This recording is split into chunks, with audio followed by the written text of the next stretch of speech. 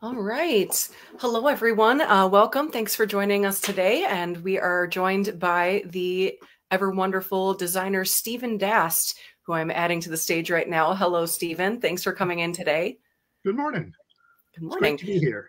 Yeah, isn't it though? And it's a beautiful day out. It's a perfect day to stay inside and talk about games. Oh, excellent. Nice poster you got back there. Thank you. Isn't that lovely?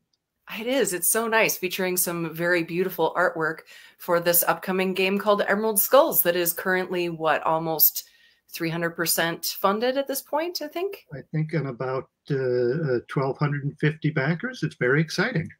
It is. It is very exciting. Well, thank you for joining us this morning, and thank you for everyone who's joining us live. I know we're just getting started, so we're going to start a little casual here while people trickle in and while we make sure that the stream is going well. And thank you for everyone who's watching this video later, which will be up and available for everybody who couldn't get here at this very moment. So I'm just doing a really quick check to make sure that we are actually live on Facebook. Looks like that is working. So let's start with some really hard-hitting questions, Sure. Things that are really important to the Thunderworks team. So pineapple on pizza? It's fine. I wouldn't choose it for myself, but I enjoy it when it's there. You respect the life choices of those of us who choose pineapple on pizza? Sure. Yeah. Fair enough. And I know this one's important to Kirk as well. Black licorice. Feelings on that? No. That's no. That's no. The evil move? No.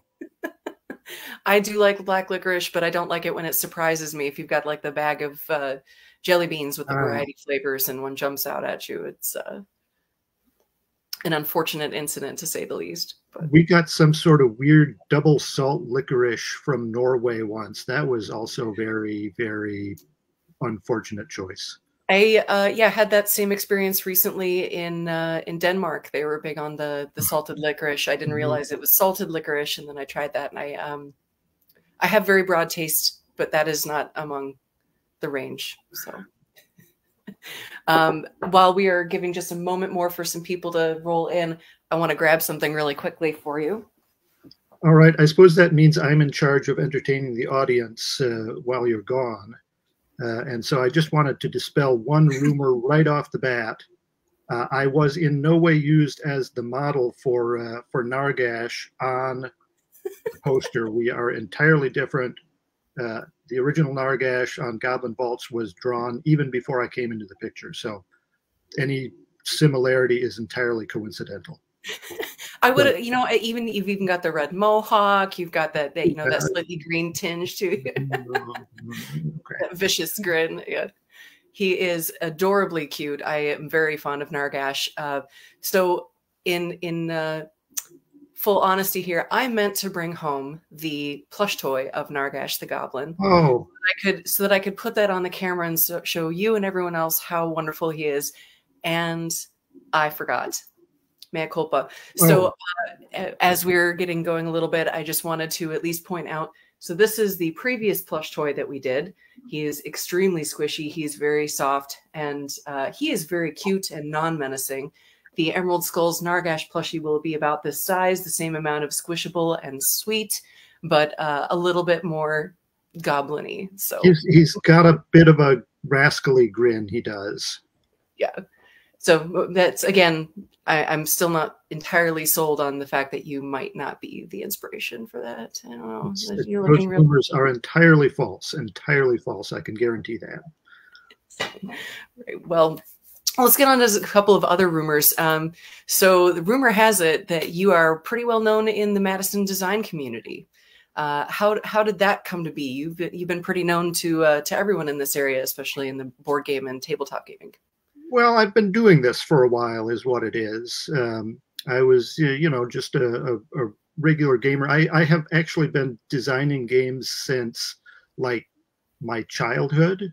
I actually have. You forgot your Nargash prop, but I have my Space Struggle game that this was created as a middle school art project. It was going to be based on the awful green things from outer space. in which you've got a ship and a crew who are trying to fight off these awful green things. and my version was going to have two ships in combat, crews transporting as boarding parties. Um, and so I created those maps. I kind of had all this stuff that was going to be happening in my head, but I never actually got to the point of writing down the rules or making a playable game out of it. But I've always had kind of this design impulse. And somebody in my regular gaming group in like 2006 discovered this Proto-Spiel conference that at the time was happening once a year in Michigan. And so my brother and I, we signed up, we went. It was great. It was a lot of fun. And so kind of started doing that. And the second year, we met a few designers who were from Madison. So we did some impromptu meetups with them. And so, continued going to Proto-Spiels, continued looking for design opportunities or testing opportunities here in Madison. And so I've kind of, anytime a group would form, I've tried to get into that group. And so I would have said I pretty much know all of the designers in Madison, but every so often something new pops up and I think, well, how do I not know about that person? Or how do I not know about that game in development? But yeah, it's a hobby, but it's a hobby that it's my primary hobby. So I try and keep, I've been pretty active in the area. So for those who might not know what a Proto-Spiel is, can you tell us a little bit about what Proto-Spiels are? Sure. A Proto-Spiel is basically a weekend where a bunch of game designers get together and spend the weekend playing each other's games.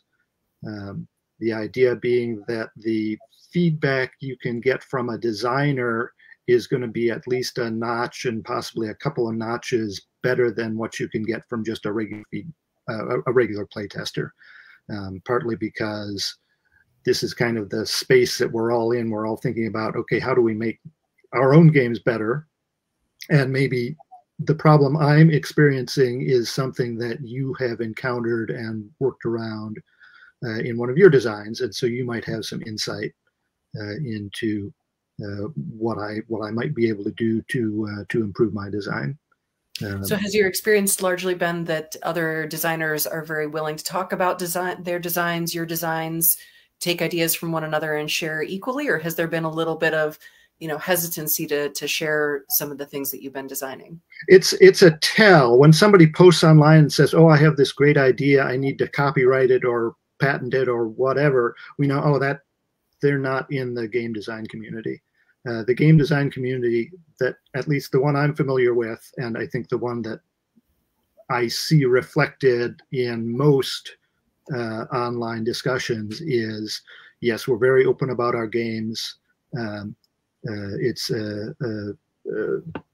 one of the things we say is that ideas aren't worth anything.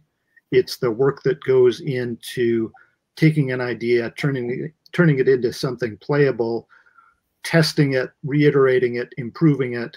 It's all the work that goes into turning the idea into a game that somebody who just has the idea or plucks the idea out of your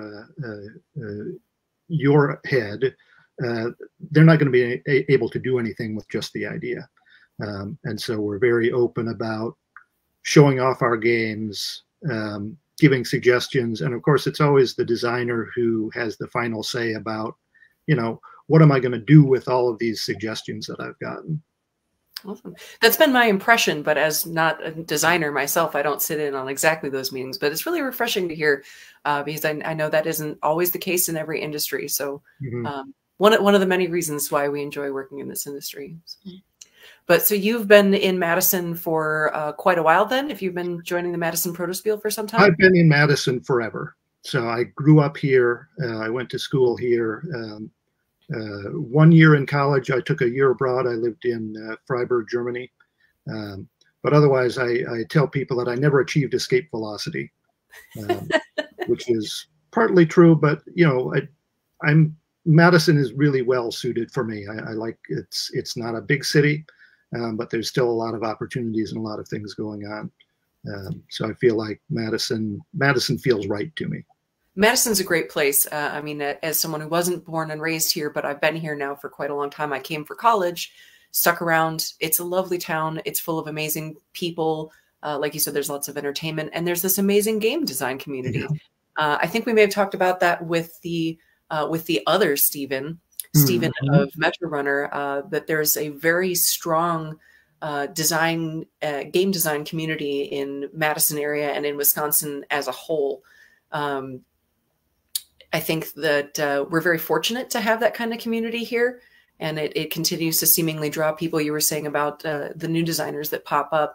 I get a feeling that there's a bit of a combination between of people who are just kind of finding themselves and starting to push their first designs into existence, and people who are even just coming to this area because of the studios and the designers and the artists that are in this area that are wonderfully open about collaborating and sharing and making each other's designs better. So, so you hear to hear everyone move to Madison. I think we're all in accord on that. But so you probably met Keith and the rest of the Thunderworks crew in its nascency, right? With the Protospiels, or how did you kind of? Yeah, I met Keith when he was testing Bullfrogs, which was the first Thunderworks game, and so I've known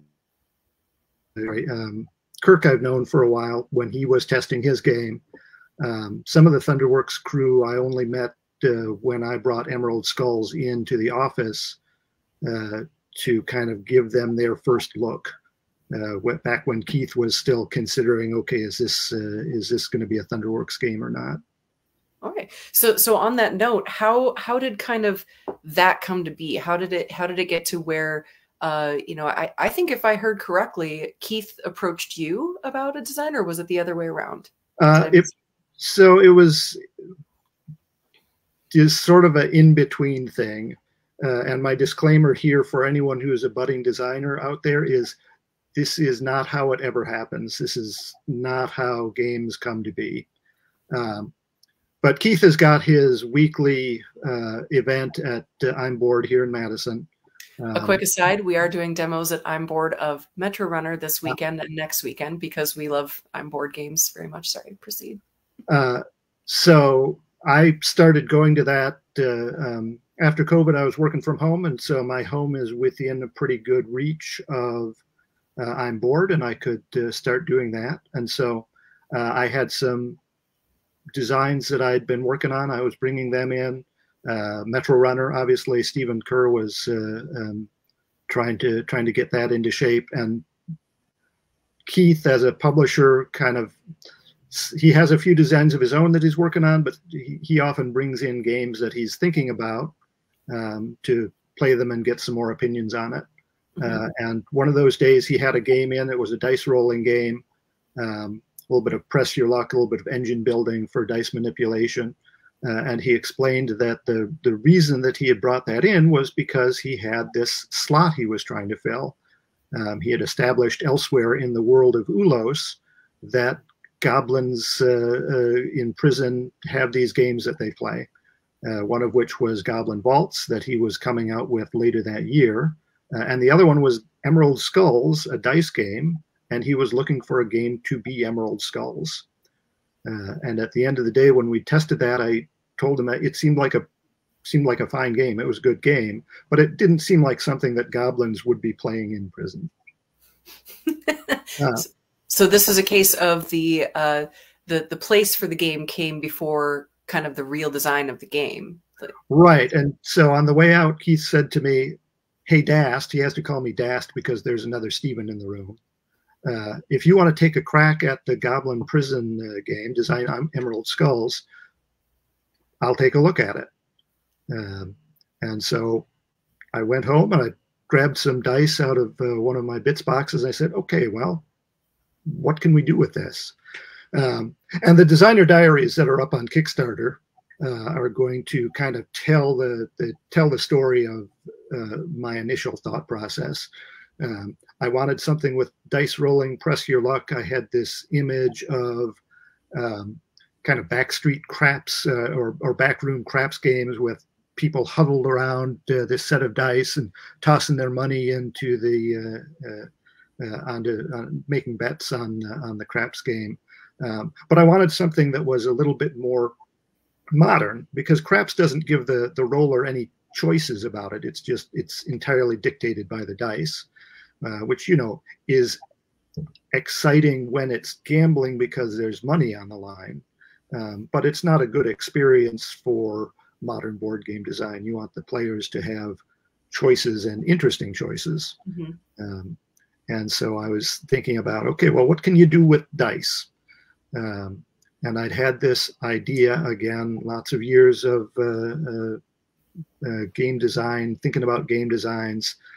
I'd had this idea about this kind of leveling building dice mini game that was going to be part of a science fiction empire building game. So you'd have a dice-based combat system, and you would roll your dice and you would allocate some dice to some element of the space combat. So there'd be like defensive fighters ones, and then you would start allocating your offensive fighters, and then you would start allocating your bigger guns.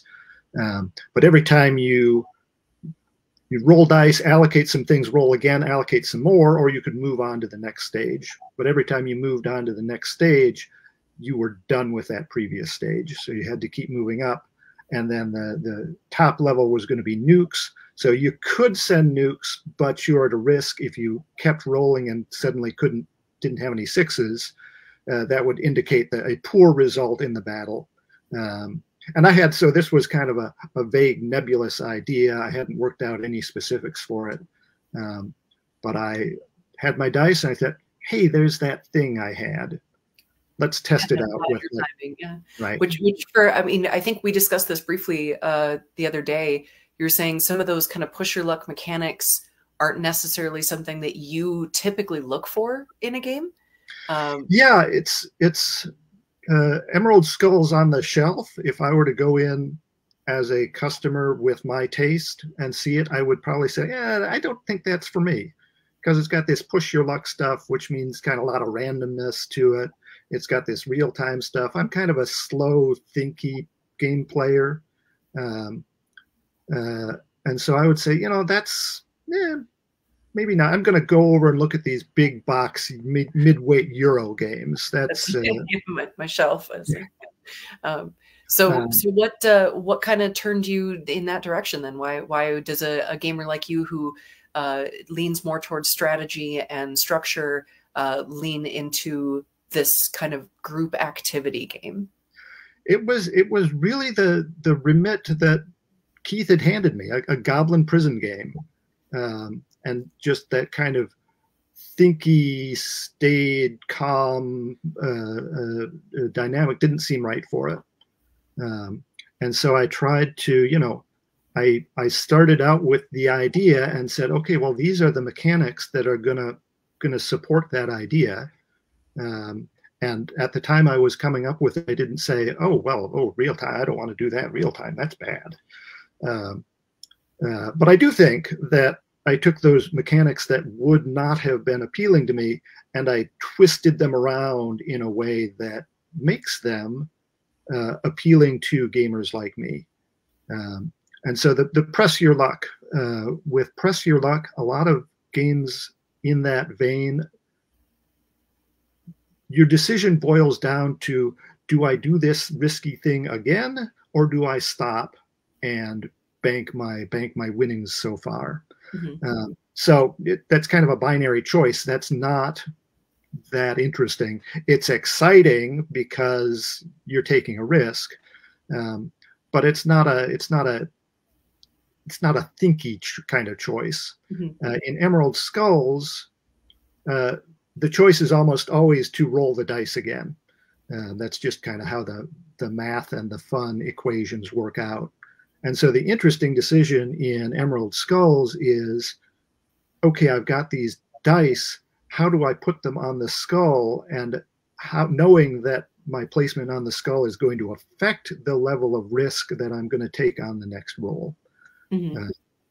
And certain ways to mitigate your luck as well. Mm-hmm. And so you can absolutely play very safe if the dice work with you. and you'll almost certainly get a payout, but it's going to be a low payout. Mm. And so it's that nice balancing of risk reward that works out really well in that dice placement puzzle portion of the game. Mm-hmm. Yeah, it's been very satisfying. I also, like you said, my typical bent has been towards midweight Euro for the most part. So, and I don't have a ton of experience with gambling games personally until now. So now I've been exploring this whole world. I got to say, I'm not great at speed statistics, but I'm getting there, and it's actually helping. I'm actually getting a lot better at speed statistics.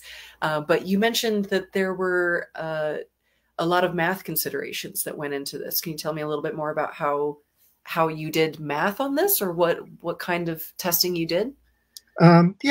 So I'm part intuitive. Sometimes I'm an intuitive designer, and sometimes I'm a very methodical designer. And so the initial design was very intuitive. I just kind of pulled things together, and it worked really well from the very first test. So I feel like I got lucky there. But then we had some questions that came up along the way. So there was a concern. One of the elements of Emerald Skulls is kind of this sudden ending when the gear pool runs out, which means that not everybody has necessarily had the same number of chances to be the tumbler. And that's something that modern gamers are kind of aware of in terms of fairness and balance. Mm-hmm. And so I had to go in, I needed to do some testing. I wanted to know, first of all, how much of a perceptual problem was it? Were people going to notice that and say, that didn't feel good because the game ended just before I was going to have my turn as the tumbler? Mm-hmm. And the other question was, is it actually unbalanced? Is there a huge benefit to being the tumbler that is the tumbler's turn much more profitable than the gambler's turn? And so I had these sheets of statistics that I was filling out with everybody's what happened on everybody's turn, how many dice did they buy, how much did that cost them, how did their turn end, how much did they win, and then what were the ending numbers, so I could figure out how much did you win from your tumbling, how much did you win from your gambling, and start to look at kind of the average. What was the average gain out of each kind of turn? And it turns out that the tumbler gains about 6 cents on their turn. The tumbler's turn is a lot more, there's a big margin because you can spend those 10 gears to get 7 dice and end up busting. And so the typical tumbler's turn ranges from -10 to +30. Yeah. And so that's it's more exciting, but on average you're getting 6 cents out, 6 gears out of it. And then on the gambler's turn, on a typical turn, you're getting about 3 gears. And so having an extra chance at tumbler is about 3 gears worth. And I figured within the noise of the game and looking at actual winning scores versus second place scores, it's not a big deal. And then we further kind of balance that by saying, okay, well, the first player is the most likely to get an extra chance at a tumble. Their first tumble has to be only 3 dice, because you start with no gears, which means you can't buy any dice. And so there's sort of this ramping up of profitability for the tumbler's turn. And then the last tumbler, there may only be enough gears left in the pool for a partial payout. Mm-hmm. So you've got this kind of ramping up and then a ramping down at the end, which means the first and last players who probably got the extra tumbling turns, those are mitigated somewhat. Yeah. So kind of taking this idea and really analyzing it mathematically and empirically to see if it's behaving in the way that you want it to.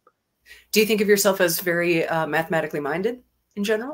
Yeah, I was like a math geek when I was growing up. So I took all the math classes, advanced placement. I was on the math team. We didn't have mathletics then, but we had math meets between schools. So I was on that team. Um, so yes, I'm a precise thinker, and math is a precise uh, science, if you want to call it a science. I kind of think that math is something a little bit different than science. It's a tool that you use for science. It's sort of a big kind of thinky playground. which has obviously translated well into games, especially games that have a fair amount to do with statistics and probability, but also with the feeling of fun that you've really put into this game. It is not something I typically think of as being a mathematically balanced part of an equation. Is how fun is it? But it's pretty clear to me that a lot of thought went into making sure that there's statistically fun happening. And you were saying about the 6 gears versus 3 gears as an average payout. And I've found, for example, that, when I start winning at Emerald Skulls and I've got more gears in hand, I'm so much more willing to buy more gears and push my luck harder. So I tend to actually risk and lose more as I start to win, which I'm like, oh no, I made a bad choice. But you know what? That was a lot of fun. Even making this bad choice that I made to go all in on 7 dice and throw down for it, and I'm gonna win 35 gears on this one. I become riskier as I become more successful, so I end up balancing myself back down. But yeah, I think we had that discussion at my table one of the days, that the first person, like, it kind of is a bummer. Like, I haven't won anything yet, so my very first roll, I have to only use 3 dice. I'm like, that's on purpose, so that this kind of amplifies over the rounds and the rounds. So the first round or two can feel a little bit more sedate and a little bit more thoughtful. Yep. And as the game escalates, suddenly it's madness, and in a really good way. So I've really been enjoying it personally. And like I said, it's not the kind of game I've typically given much of a chance to. And I'm kind of coming to regret that now. And now I'm wondering, what other push your luck and dice games have I not been trying? I've heard a lot of things about, like, I've never played Ready, Set, Bet. I've never played Camel Up. I've never played, Wits and Wagers in that kind of gambling game either. So I haven't either. I had played Camel Up, and kind of the thing I pulled from Camel Up was the idea of, the earlier you bet, the more that bet is worth. And so that comes into the real time betting aspect of it. But I hadn't even heard of Ready, Set, Bet until I'd been showing off Emerald Skulls a few weeks, and I heard Keith and some other fellow kind of talking about Ready, Set, Bet, and I was thinking, oh, what's that? And no, gambling games, again, kind of this high luck level, not something that I gravitate toward either. But I figured as long as I was going to design a game like that, I would make it a game that had good modern Euro tendencies. It's hard to say you have a Euro game when there's that much die rolling. But I think the mechanics come together to, as you say, kind of create that arc while you're playing, and reward good decision making. And kind of, just I think the group dynamic that forms is a really excellent. We talk about table presence, at least in the design community we do, and usually we're talking about visual table presence. So you have a game like Everdell that's got that structure sitting off to the side, or something where you're building something, especially three-dimensional, on the table, has a lot of visual table presence, and people who are walking by are going to see that and say, oh man, what are you guys doing? Yeah. Emerald Skulls has kind of this auditory table presence. So every so often there's this cheer that comes up from the table when somebody hits the full skull, or somebody just barely misses the full grin. Yeah, there's been a lot of moments when I've been playing that there's an immediate switch where even in the same round, for a minute I'm like, "Come on, Steven, push for it. You've got this. You got it. Go for it." Because I want to win off of your winnings. And then even in the same round, suddenly I'm like, "Nah, don't do it. Don't just stop. You should just stop now. Stop. Please stop. Please stop. I can't because someone else is going to win more than I am now." So there's this kind of a very excitement level, even in the moments when people aren't actively slapping down bets and rolling dice. We were recently at Origins Game Fair and happened to be kind of showing this prototype to some people. And I asked if they would want to sit in so that we could kind of look at this thing together. And they're like, "Oh my gosh, I saw some people playing that earlier today. It was so exciting. Like, hold on, I actually know how to play this." So they sat down and I just like stepped back and one of them started teaching the others because they had been watching someone else play it because it was so exciting and so much fun and so involving. I actually think there you go. There's another one. So hi, Andy. Yeah, people really can. I mean, it's visually still an interesting looking game. And man, I gotta say, I really like the dice. Got some new prototype dice in with new color tests, and they're looking really good and clattering very satisfactorily. But it's like you said, the real draw of that is the excitement that people are experiencing during the gameplay. Yeah, one of the elements I really wanted to have in there with the betting was sort of that forming of temporary teams. Either rooting for the tumbler, rooting against the tumbler, and sometimes you place you place your own contrary bet. So I'm going to go on Emerald Skull. If he doesn't get that, I'm going on Bust.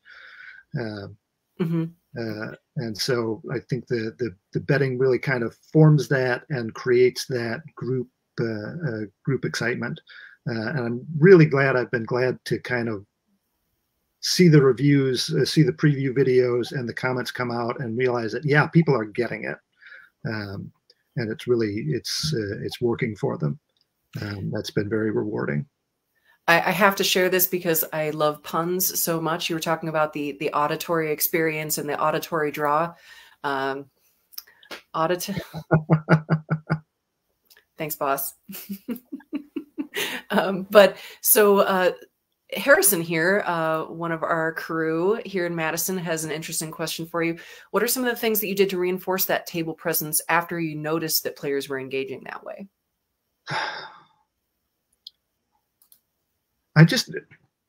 I was really lucky that it worked so well kind of out of the box from that first set of pieces that I put together. I really didn't have to do much to reinforce that kind of. It was just naturally good out the gate. It was naturally there. We did some things. I had early on from my box of game bits. I had some little skull beads that I picked up on a trip down to Florida. I think so they were probably related to Mexican Day of the Dead celebrations. And I thought, okay, emerald skulls. I've got these little beads. I've got to use them for something. And so I brought them in. I was using them as the reward for getting that emerald skull jackpot. But I still wasn't sure, okay, well, now that you have them, what are they for? Because in my head, this was always a goblin prison gambling game. And, you know, what do goblin prisoners care about little skull beads? And so for a while I was trying, okay, well, those little emerald, those little skulls are your victory points, and then the money is kind of a tiebreaker. And so if you can get more of those jackpots than anybody else, that will do it. And that put a lot of emphasis on that kind of one big turn formation. But then one of my playtesters observed that with money only being a secondary kind of a minor victory point, there's not that much interest in the betting. And so kind of when I heard that and internalized that, I thought, okay, yeah, those things can't be used that way. I tried to come up with another use for them because having little skull beads in the game would have been cool. But the gameplay had to come first there. And so making everything kind of about getting the gears and having these multiple ways to get the gears is kind of like I mean, it works really well, and I didn't have to try and push anything to get more of that interaction going. Awesome. So is that kind of actually, I was thinking the same question as Harrison started to ask it too. Was that kind of what led to the what were we calling them? I guess we'll have to just call them booger cubes for now. Booger cubes. I was thinking that Thunderworks should get out there and trademark boogers, just so they have that in their game portfolio, their IP portfolio, in case any other games start to try and want to use boogers for their gameplay. Booger cubes, TM. Yeah. So right, the fact that reroll cubes ended up, or really started out, being something you could win at the nose level, which was part of the original design, kind of meant that they were going to be thought of as boogers. So that was clear. The nose picking didn't actually come in until later on in the process, and that was just some random thought that occurred to me. Because when I'm designing a game, I'm kind of. So Keith wasn't the influence of that, is what you're saying? Keith was not the influence of that. I kind of have a constant brainstorm session internally as I'm working on a game, and I just thought at one point, I don't even know if there was a problem I was trying to solve, like, oh, players are busting out too often, and busting out isn't fun, so I need to do something about that. I just thought, well, what if you could cubes before you had earned them? And so obviously before you've earned them, they are these 3 dice sitting on the skull that will pay you when you finish your turn.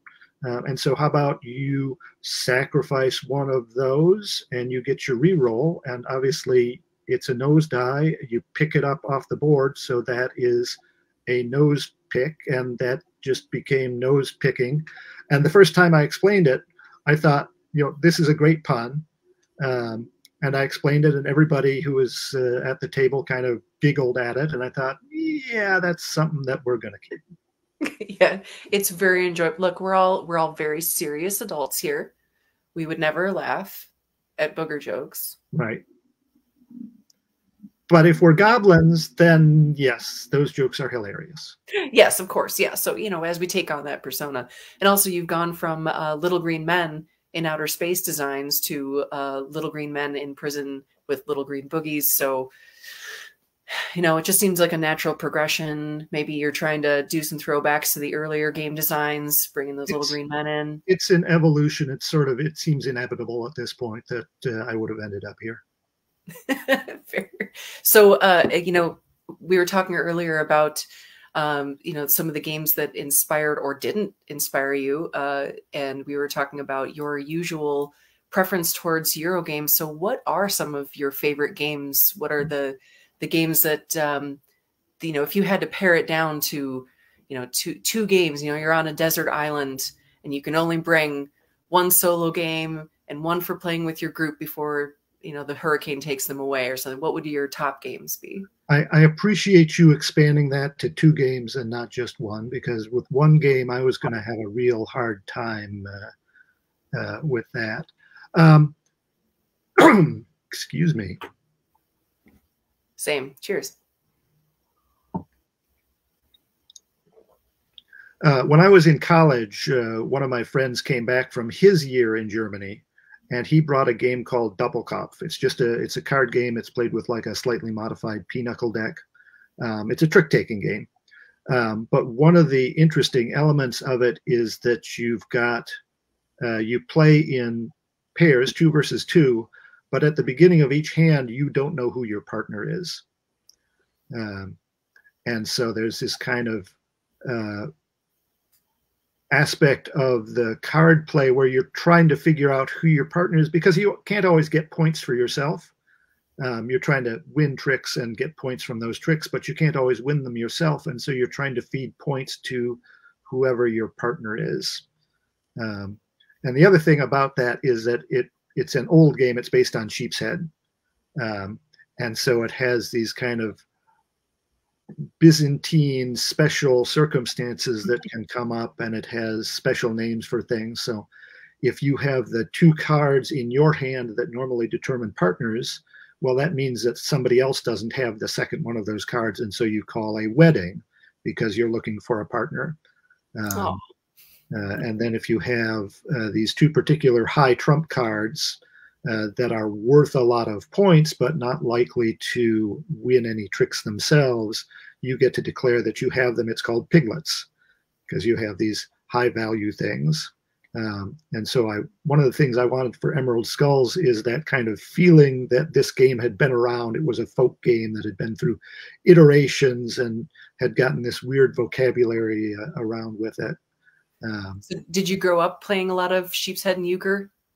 Not Sheep's Head and Euchre. I played different trick-taking games. My dad taught us Oh Hell, which is the variation where you start with a 13-card hand, you go down to a 1-card hand, and then back up to a 13-card hand, and you're bidding on exactly how many tricks you're going to take. And so as you get to the end of the hand, you're often in a case where I don't want to take any more tricks. Right. And the oh hell is what you say when you get that one trick that puts you over your bid. Sort of busted. Yeah. And then Hearts and the group I played with in high school was interested in whist and games like that. So I did play a lot of trick taking, but not kind of the classic Wisconsin trick taking games. Surprised me. I also did not grow up on those games, but having transplanted to Wisconsin, that was all anyone like, what do you mean you don't know how to play euchre? I don't know. I've never learned how to play euchre. But what about Sheep's Head? Why would I know Sheep's Head if I haven't? But anyway, that's neither here nor there. But and the other game I picked for my desert island was going to be Le Havre, Uwe Rosenberg, just because I love I like having a lot of different resources that behave a little bit differently. And the way the way that game progresses, again, the arc of that game is kind of, there are these basic resources that build up over time. And so at some point you're like taking, okay, there's like 20 fish sitting there. I'm going to take them and do something with them. And so you have these big piles of resources that you're trying to go to buildings to convert them into things that you can sell. And I just really like the economic simulation that game provides. Those are two very, very different games. So I guess that'll give you good variety when you're stuck on the desert island. Yeah, I'm kind of a dabbler. I've got a basement full of like 1,000 games here. And I like to get out a new game. I want to see how it works. Having kind of read the rules to see how the mechanics work, I want to play it to see how it feels to be navigating within those mechanics. And then sometimes having played it just once, I say, okay, well, that was interesting. What's next? And so the idea of trying to survive on a desert island with just a couple of games seems like a big challenge. Fortunately, I'm a game designer, and so if I were on a desert island, I could just design a new game for myself to enjoy. A self-sufficient guy. I love it. Yeah. Well, speaking of solo games too, I was actually curious because I don't really know how the development of the solo variation for Emerald Skulls. Did you do that entirely on your own with Keith's collaboration? How did that portion of the gameplay come to exist? I did it on my own. I knew that Keith, if it was going to be a Thunderworks game, it was going to need to have a solo mode. Mm-hmm. And so I was a little bit concerned about that because the dice placement puzzle aspect of it, there's so many options. I was just, okay, how on earth could I create a program to roll and place dice? And so I just decided, okay, that is beyond me. So we'll just have the player do all the dice rolling, and we'll let the non-player routine placing bets. Um, and so I came, I fairly early on, I created a set of betting cards, and initially the bets were placed based on, I wanted it to be a little bit intelligent. And so there are things that you shouldn't be betting on if the player is only rolling 3 dice. Sure. And so that kind of cross-referencing of how many dice are you rolling versus so how are the bets placed, that was there right away. But I also wanted to take into consideration, okay, well, do you have some re-roll cubes that are probably going to add some dice to your pool? And that turned out to be too much math. You wouldn't think that adding 2 numbers would be too much math, but it's kind of an extra thing that you need to pay attention to. And I wanted the solo experience to be streamlined. And so kind of that, here are the bets. You make your decision about how many dice you're going to roll. The opposing bets come on the board. They're just an automaton. And so we're going to give them a big advantage, head start in terms of gears. And you need to work around their bets so that you're not giving them too many more gears. And then the time element, we don't want you to dawdle. And so I brought that in, showed it to Keith, and he said, yeah, that'll do. And we refined it. I had kind of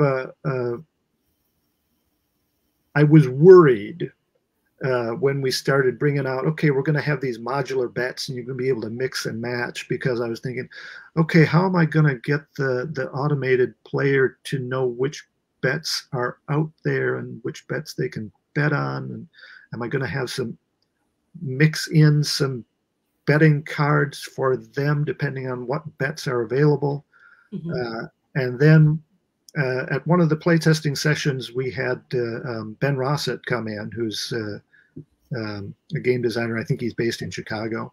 And we taught him the game, and he expressed some concerns. He enjoyed the game, but he had a hard time learning it because the information was kind of all over the place. There was the board he was trying to understand and trying to figure out how the board configuration matched to the bets that he could bet on.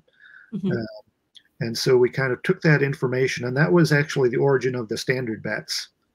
And so we kind of, for those that aren't aware, there's a set of standard bets that we recommend that you start your first couple of games with. And then there are a lot of advanced betting cards with increasingly more complex and more involved and varieties of things that you can bet on. So there are a lot of different things to consider and that can be mixed and matched together. Yeah. And of course, that variability is something that we want to have so that it doesn't get stale having all the same bets out there. And so the standard bets came in, we trimmed out, we reduced the two-sided nature of what is now the advanced bets. We organized them so that they could line up with the outs as they were printed on the board. And I had to do a bunch of testing on that because I wanted to make sure that the dynamic of being able to place bets and counter bets. So this kind of talks to the question that Harrison had earlier about addressing the excitement at the table. I wanted to make sure that having those standard bets, having the betting and the opposite betting wasn't intrinsic to the fun at the table. That said, it is pretty fun to bet against your buddy's bets. That's very. Yeah. Can you describe that mechanic a little bit for those who might not be aware of what the betting and counter betting? So with the dice puzzle, there are a number of ways that a player's turn can end. If you place all your dice on the skull, you have no more dice to roll, so you're done. One of the rules of the skull is you have to keep moving higher, or at least you can't drop back. And so once you place a die at the very top level of the skull, there's no place else to place dice, and so you're done. And so there are actually 5 different ways. There are those 2 ways. A third way is doing both of those at the same time. A fourth way is rolling so that you can't place any more bets, so you bust out. And then a fifth way is kind of your typical press your luck. I'm not going to press my luck anymore, that we call a chicken out. And so those kind of 5 ways give you at least 5 basic things to bet on. How is the tumbler going to go out? And on the advanced bets, you can place a bet against any of those. So one player can bet, I think the tumbler is going to gem out, and another player can bet, I think that the tumbler is not going to gem out.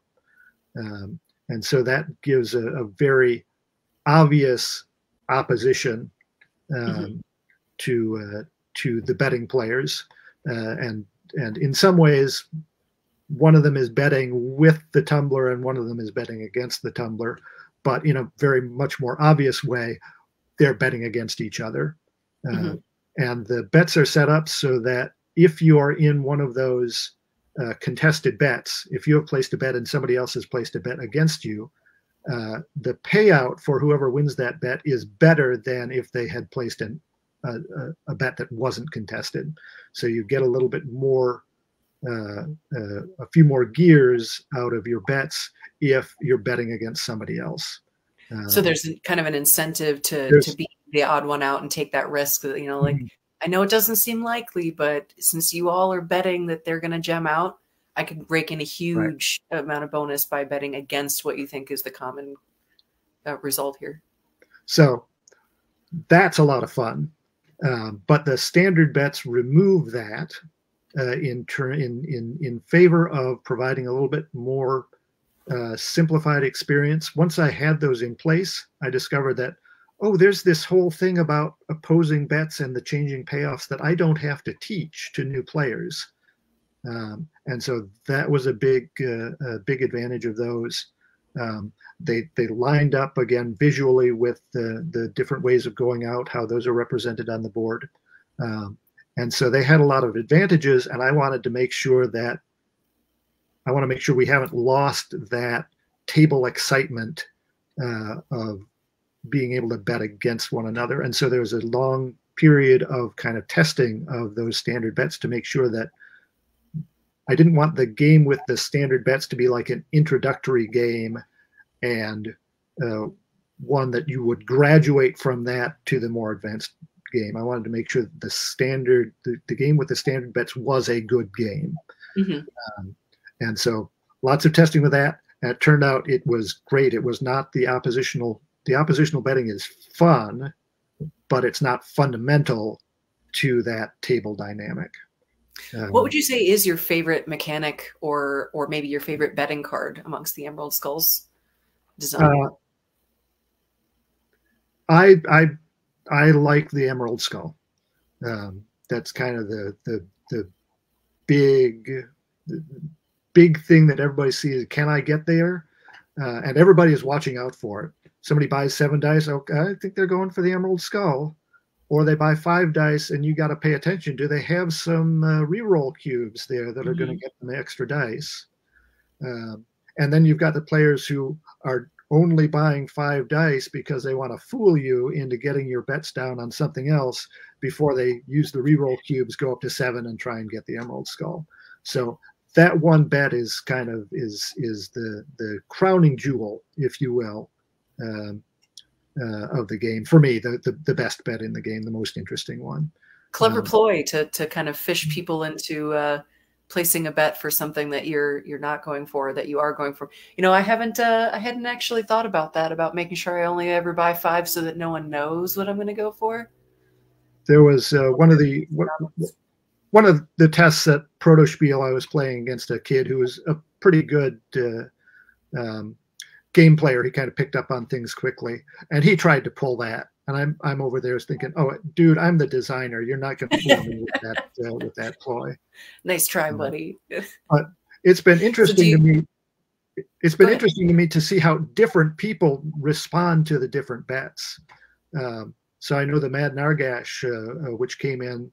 Actually, the Mad Nargash was invented because I had that empty slot in the standard bets. I wanted a jackpot bet based on gem out. And then once that was in, Keith just found that. He loves that because it's kind of this shoot the moon thing. You're placing skulls on the board, which are worth 0 potentially. And then if you get the skull at the right time, then those blossom into 5 gear cubes. So he really likes that one. I have lots of people who like the Grim Grin because, you know, placing the ones is safe. And then if you can just keep going, building that up and get there, that's a good payout without a lot of risk. And if it and the result of failing isn't a bust necessarily, it's just that you get a smaller payout than you might have because you've got all these low value dice that you started out with.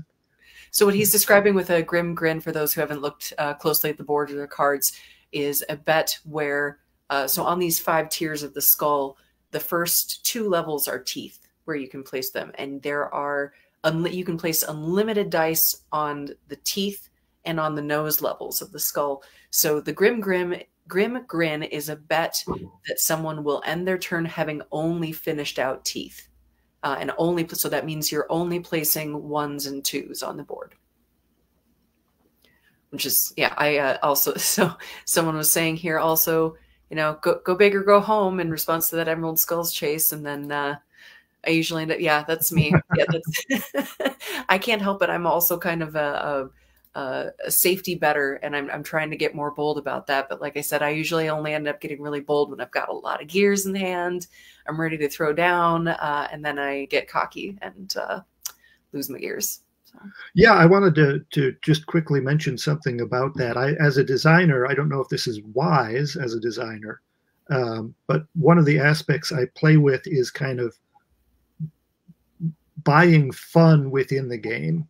Is there something that's a little bit more fun to do, and maybe there's an in-game cost to that? Because having fun isn't really an in-game activity. Having fun is an out-of-game activity, and so that it's a high price to roll 7 dice, but it's fun, and so the purely mathematical equation is probably going to tell you rolling 7 dice is too expensive.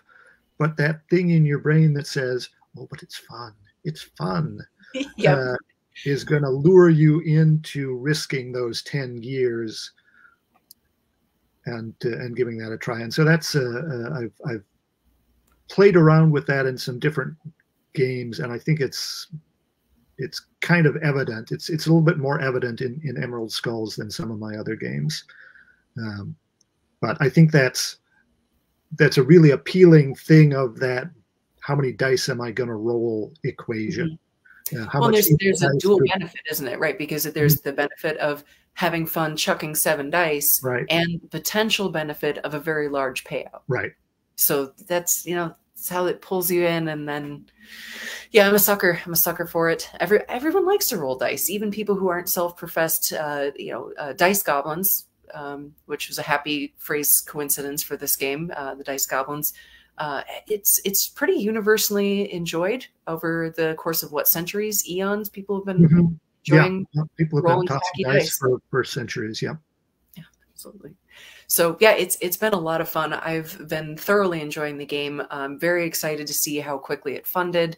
I can't imagine how that must feel for you, the creator, to watch it in 3 hours. It's hard to know kind of what to measure it against, but just as kind of in and of itself, the fact that it funded on the first day, we're up over 1,000 backers. I think it's phenomenal. I'm super excited. I know that there's going to be this kind of wasteland of 6 or 7 months after the flurry of the Kickstarter. Well, everybody's just waiting to get the game. But then I'm looking forward to, again, that flurry once people start playing it and the reviews come out and people are kind of talking about it. I'll see it in stores. That's going to be a really exciting for me as a first time, as my first published game. I'm really pleased with Emerald Skulls. I see we're running out of time, and so I also wanted to mention and thank the Thunderworks team, because again, the dice and the art and the graphic design from Stephen Kerr, all of that is stuff that the publisher brings to the game, and layers on top of that kind of mechanical fun that I provide. And I think that kind of being able to see it turned professional from my kind of chicken scratch Google Draw prototype has been very exciting. Well, it has been a lot of fun working with you, I'm sure, as well. So I hear nothing but great stuff from the team, and we're all very excited to be seeing this game come to life. And you were mentioning also about seeing it played. Yes, there is going to be some downtime in between when this funds and when we get it on people's tables. But in the meantime, you can also enjoy some live streams. Apparently, one happened last night that I didn't get told about until today. So someone live streamed it last night. I'll get information about that on our socials today. We also have another live stream coming up. A channel on YouTube called We Game Together is going to be live streaming Emerald Skulls 8 p.m. on the 15th. That is a Monday. So this coming Monday, We Game Together live streaming Emerald Skulls at 8 with, I believe, 3 players. And then next Wednesday, Foster the Meeple will be streaming Emerald Skulls, and that, I believe, is going to be a 4-person game. I do not have the confirmed time for that yet. I think it's going to be a mid-afternoon based on their time frame, but I really highly recommend checking those out so you can watch the game and play yourself. We also had David Waybright recently live streamed it on his channel. So if you're interested in watching it happen in person to tide you over until the game can be on your table and with your friends, do be sure to check those out. And of course, keep your eyes peeled. We'll be sharing a lot more content and a lot more gameplay and sneak peeks at all the awesome things that are going to be coming with this game. I really think everyone's going to enjoy it. Steven, I just want to thank you very, very much for joining me to talk about it. And if you've got a quick minute, I'm just going to open the floor very briefly if anyone has any direct questions. Sure. So I know we kind of got a few of them in the midway, but I know we went long because I'm a talker.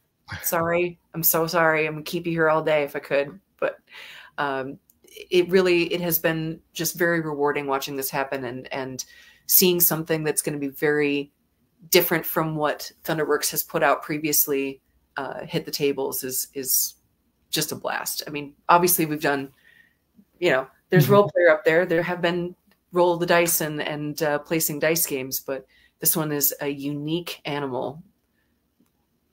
Let's see. I don't see anything coming in directly. Let's see, looking pretty good. Really, we've already answered everyone's questions. That's right. I guess we're just so thorough, And all that remains is for people to go to the Kickstarter and figure out what level they want to back at. Exactly. Do. So please do head over to Kickstarter and pledge your support. We're very proud of this one. We think everyone is really going to love it. Again, this is a game that does play solo. It plays up to 6 right out of the box. There's also the mini expansions that you can play up to 8.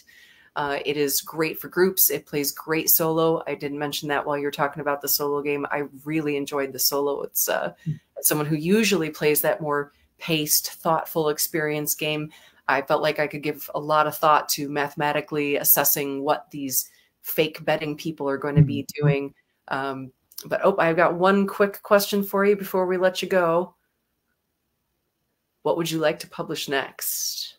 I actually do have another game in the pipeline, and that is a game that operates. Its history is more of a typical history. So I spent 5 years developing it on my own, caught a publisher's interest. That will be coming out in the next year or two. The other thing that's been surprising about Thunderworks is kind of how quickly Keith jumped on this bandwagon and got things moving. But I've got another game in the works. I'm not sure what my next game is. I've got one that's a hidden roll deduction game with sort of a cooperative drafting mechanic that I'm thinking always gets a good reception at the table. It does require a kind of a higher player count, which makes it challenging to test, but I think that might be where my attention is going to go next. And let's see, here's another quick one. How do you feel about categorizing this game? It's certainly not easily pigeonholed. I was looking at Board Game Geek last night and kind of looking at their categories, and I kind of my feeling is that based on the categories provided, this feels like a party game, um, because it's, large player count, raucous table, lots of interaction, and so I think it's okay that it's a party game, but it's a lot different than what most people are going to think of uh, when they think of the party game. So it's kind of an outlying party game. It's kind of an outlying gamers game. But that is one of the things that I try to do as a designer. Is I'm not interested in rehashing things that have been done before. I'm not going to look at a game and say, oh, that's a good game. I think I can improve on it a little bit. I want to kind of explore the space of, hey, nobody's done anything over here before. Can I make a game from this stuff? Yeah. And so being kind of this outlier thing that's hovering in between the gamer game clump and the party game clump. I'm okay with that. I'm actually pretty happy with that. It is very unique in that it does have that larger player count, and a lot of it is not a multiplayer solo game. It is definitely a high interaction with a group of people, but there's a substantial amount of strategy and forethought that goes into your actions. So someone phrased it recently. It was saying, well, if you're trying to pigeonhole that, how would you assess poker? Is poker a party game or a strategy game?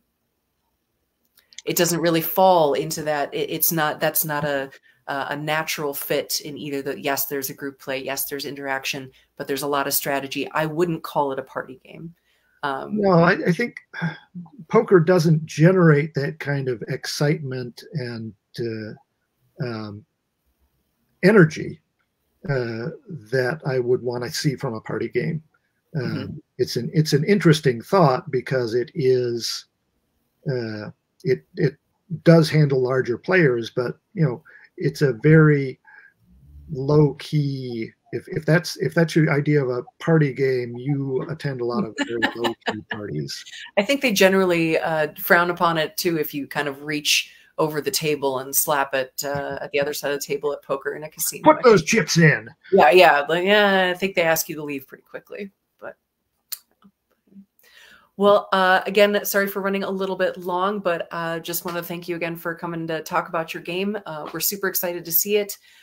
Very excited for everyone to get a chance to play this, and I'm sure it won't be the last time we talk to you about Emerald Skulls, but just so happy to see this game on the table. Everyone's going to really love it. Yeah, I think so too. It was a pleasure to be here talking to you and to everyone about it, and I will look forward to doing this again if we have the opportunity. I'm sure we will.